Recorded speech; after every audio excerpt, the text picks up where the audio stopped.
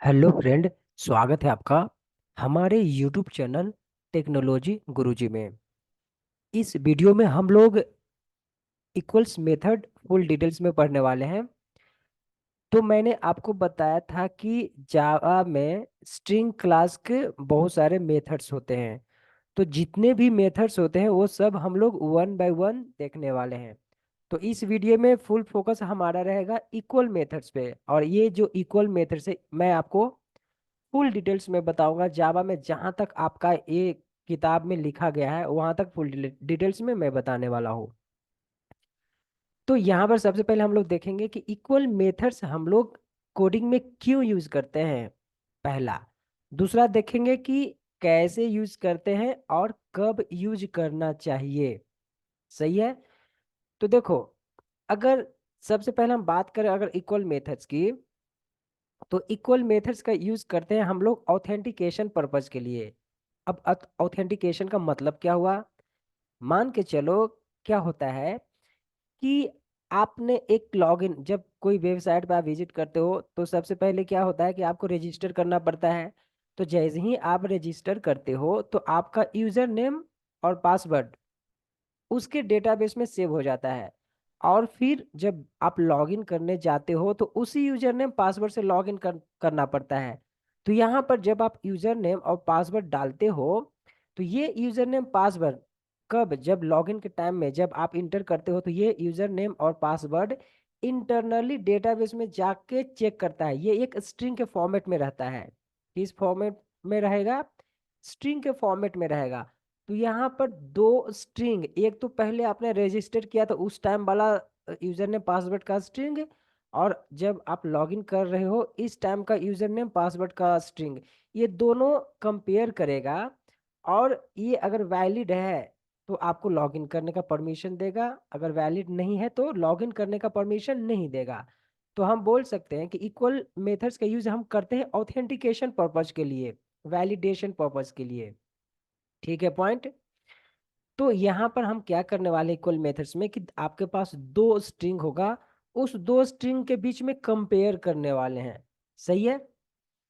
तो अब देखो, अब इसके बारे में हम फुल डिटेल्स में पढ़ेंगे, इक्वल्स मेथड्स के बारे में। उसके बाद हम लोग इक्वल इक्वल ऑपरेटर के बारे में पढ़ेंगे, फिर कंपेयर टू के बारे में पढ़ेंगे, और तीनों में डिफरेंट भी देखने वाले हैं। ठीक है। तो देखो, सबसे पहले हमारा फुल फोकस किस पे रहेगा, इक्वल्स मेथड पे। ये तो आपको समझ में आ गया कि इक्वल्स मेथड कब यूज करना चाहिए। सही है। और क्यों यूज करना चाहिए ये भी समझ में आ गया। अब हम देखेंगे कि कैसे यूज करते हैं, इसका मीनिंग क्या होता है। ठीक है। देखो, हमेशा याद रखना, इक्वल मेथड्स कंपेयर करेगा दो स्ट्रिंग के बीच में। और किसको कंपेयर करेगा, कंटेंट को। कंटेंट का मतलब हुआ कि वैल्यू को। मान लो कि आपने ये स्ट्रिंग लिया, ये वाला स्ट्रिंग लिया, फर्स्ट वाला ये, ठीक है, S1 लिया, और दूसरा नीचे S2 लिया। तो हमेशा याद रखना, जब इक्वल्स मेथड यूज करोगे तो ये आपका ये जो कंटेंट है ना, ये वैल्यू को कंपेयर करेगा किसके बीच में, S1 और S2 के बीच में। मतलब ये दो स्ट्रिंग हुआ ना, S1 और S2। तो इस दो स्ट्रिंग के बीच में वैल्यू को कंपेयर करेगा। और वैल्यू के अंदर में जितने भी कैरेक्टर है वो सब कैरेक्टर मैच होना चाहिए। अगर मैच होगा तो रिटर्न करेगा ट्रू, अगर मैच नहीं हुआ तो रिटर्न करेगा फॉल्स। तो आपको ध्यान क्या रखना है कि इक्वल्स मेथड क्या चेक करेगा, वैल्यू। और वैल्यू के अंदर में जितने भी कैरेक्टर है, मान लो कि इस S1 के अंदर में J है, तो S2 के अंदर में J मैच हो रहा है कि नहीं। वन बाय वन जितने भी कैरेक्टर है सबको कंपेयर करेगा, मतलब कि चेक करेगा कि मैच हो रहा है कि नहीं। अगर मैच होगा तो रिटर्न करेगा ट्रू, अगर मैच नहीं होगा तो रिटर्न करेगा फॉल्स। तो आप यहाँ बोल सकते हो कि इक्वल्स मेथड क्या रिटर्न करेगा, बुलियन वैल्यू रिटर्न करता है, ट्रू फॉल्स। ट्रू कब रिटर्न करेगा, मैंने बता दिया, मैच करेगा तो। फॉल्स कब रिटर्न करेगा, जब वैल्यू का जो अंदर का वैल्यू है, वैल्यू मैच होना चाहिए, मतलब मैच नहीं होगा तो फॉल्स। ठीक है। अब देखो, ये तो पॉइंट आपको समझ में आ गया। अब यहाँ पर देखो इंटरनली, अब जैसे देखो, मान लो कि हमने एक स्ट्रिंग S1 लिखा, तो स्ट्रिंग S1 लिखा जावा, तो ये क्या है, स्ट्रिंग लिटरल है। तो मैंने आपको बताया कि स्ट्रिंग लिटरल के लिए एक ऑब्जेक्ट बनता है, वो स्ट्रिंग कांस्टेंट पूल एरिया में स्टोर होता है। तो मान लो कि मेरे पास दो एरिया है, एक है स्ट्रिंग कांस्टेंट पूल एरिया और दूसरा है हीप एरिया। तो हमने जब ये वाला ऐसा लिखा तो ये क्या है, स्ट्रिंग लिटरल।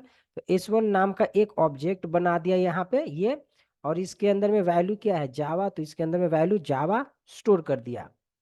अब इसको कौन रेफर कर रहा है, S1, क्योंकि हम अभी तक इसको ले रहे हैं, ठीक है, इसको, तो इसको रेफर कर दिया S1, ठीक है। अब दूसरा मैंने S2 लिखा जावा, तो S2 भी जावा सबसे पहले जैसे आप लिखोगे ऐसा, तो इसका भी एक ऑब्जेक्ट बनेगा कहाँ पे, स्ट्रिंग कांस्टेंट पूल में। तो ये जब स्ट्रिंग कांस्टेंट पूल एरिया में जाएगा तो पहले चेक करेगा कि इसके पास वो जो वैल्यू ऑलरेडी है क्या। अगर ऑलरेडी सेम वैल्यू है तो इसके लिए अलग से ऑब्जेक्ट नहीं बनाएगा, इसी ऑब्जेक्ट को रेफर कर लेगा। तो जावा, ये वाला जावा पहले से यहाँ पर है, तो ये क्या करेगा, इसी ऑब्जेक्ट को रेफर कर लेगा। तो हमने यहाँ पर S2 को रेफर कर लिया, मतलब सेम ऑब्जेक्ट को S2 रेफर कर रहा है, अलग से ऑब्जेक्ट नहीं बना रहा है। वैसे ही S3 में क्या हो रहा है, S3 में न्यू कीवर्ड हमने यूज किया था। न्यू कीवर्ड का मैंने बताया था आपको कि दो ऑब्जेक्ट बनता है, एक तो स्ट्रिंग कांस्टेंट पूल एरिया में जाता है और एक हीप एरिया में जाता है। तो स्ट्रिंग कांस्टेंट पूल एरिया में जैसे ही जाएगा तो सबसे पहले चेक करेगा कि ये जो वैल्यू आपने लिया वो पहले से है क्या। अगर है तो इसी को रेफर कर लेगा, अगर नहीं रहेगा तो ऑब्जेक्ट बनाएगा। तो है अभी, तो इसी को रेफर कर लिया S3। इसका काम हो गया स्ट्रिंग कांस्टेंट पूल एरिया के। और हीप में तो पक्का बनाएगा ही बनाएगा, वैल्यू सेम है या फिर नहीं है, वैल्यू सेम रहा तो भी बनाएगा, नहीं रहा तो भी बनाएगा, मतलब कि हीप में हमेशा ऑब्जेक्ट बनता ही है। तो यहाँ पर S3 के लिए जावा बन गया, ठीक है, यहाँ तक क्लियर हो गया। अब फोर्थ में क्या है, S4, string S4 equal to कावा, कावा है, ध्यान देना। तो यहाँ पर स्ट्रिंग लिटरल है, तो इस स्ट्रिंग लिटरल के लिए एक ऑब्जेक्ट बनेगा स्ट्रिंग कांस्टेंट पूल एरिया में। अब जैसे ही स्ट्रिंग कांस्टेंट पूल एरिया में जाएगा तो चेक करेगा कि ये जो वैल्यू आपने लिया है वो पहले से है क्या। अगर पहले से रहेगा तो रेफर उसी को करेगा, नहीं रहेगा तो न्यू बनाएगा। तो पहले से यहाँ नहीं था, नहीं था पहले से, तो यहाँ पर एक न्यू ऑब्जेक्ट बना दिया, कहाँ पर, स्ट्रिंग कांस्टेंट पूल में।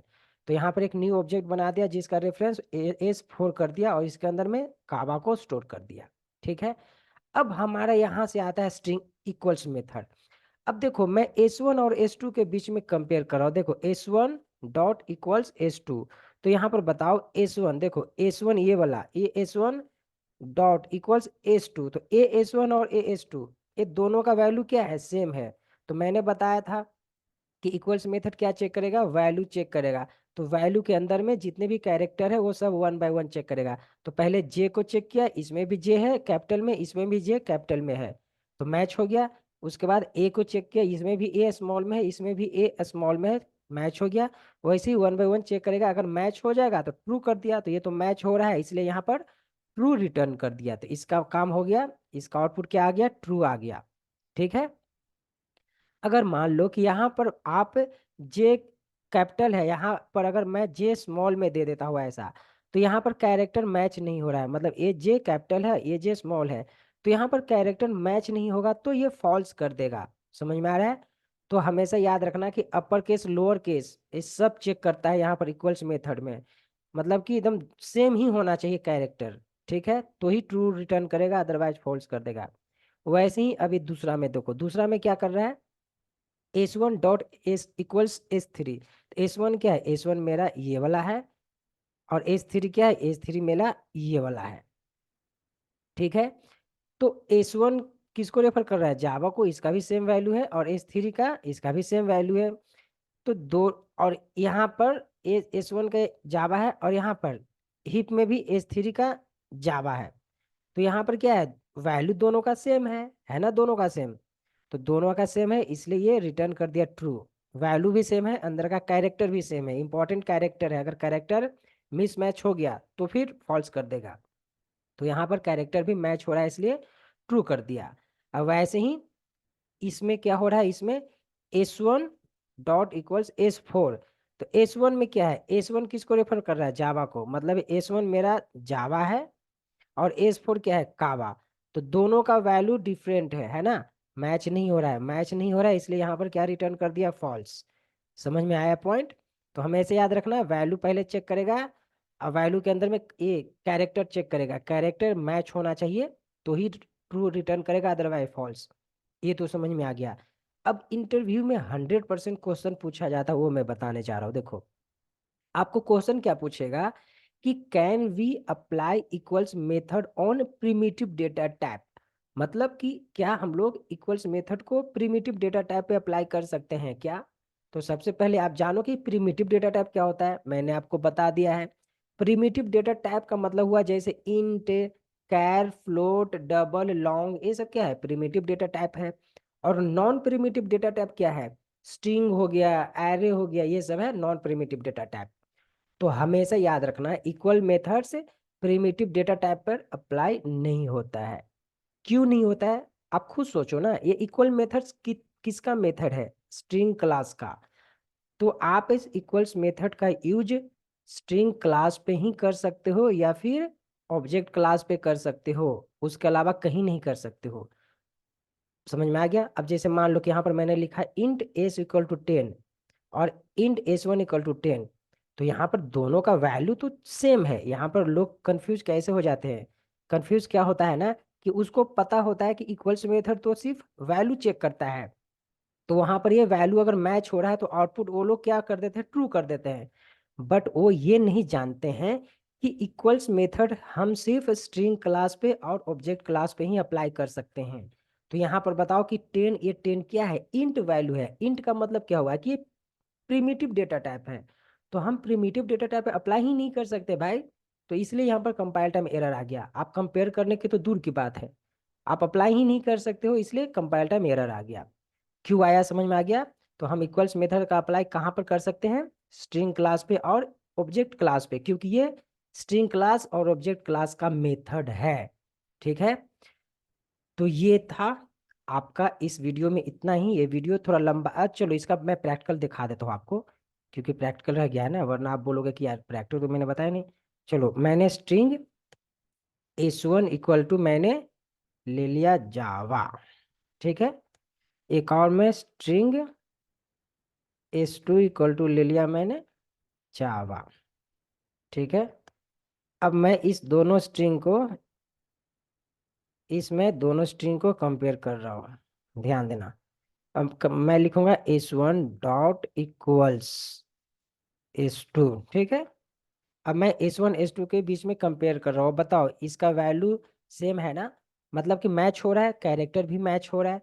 अगर कैरेक्टर मैच हो रहा है तो ये आपका ट्रू आएगा रिटर्न, देखो आपका आउटपुट क्या आ गया, ट्रू। ठीक है। अब मान लो कि यहाँ पर s2 के जगह पर मैंने यहाँ पर कावा कर दिया के, तो ये क्या करेगा, ये वैल्यू को चेक करेगा, मतलब वैल्यू के अंदर में जो कैरेक्टर है चेक करेगा। तो यहाँ पर जे है और यहाँ पर के है, तो यहाँ पर तो मिस मैच हो गया। तो मिस मैच हो गया तो क्या होगा, ये फॉल्स हो जाएगा। समझ में आ रहा है। इसको आप रन करो, यहाँ पर आपका रिटर्न क्या करेगा, फॉल्स। ठीक है। तो आशा करता हूँ कि आपको ये समझ में आ रहा है कि इक्वल्स मेथड का यूज हम कब कैसे क्यों करते हैं। ठीक है। तो इस वीडियो में इतना ही, मिलते हैं नेक्स्ट वीडियो में जिसमें हम लोग इक्वल इक्वल ऑपरेटर पढ़ने वाले हैं, that is also very important. धन्यवाद।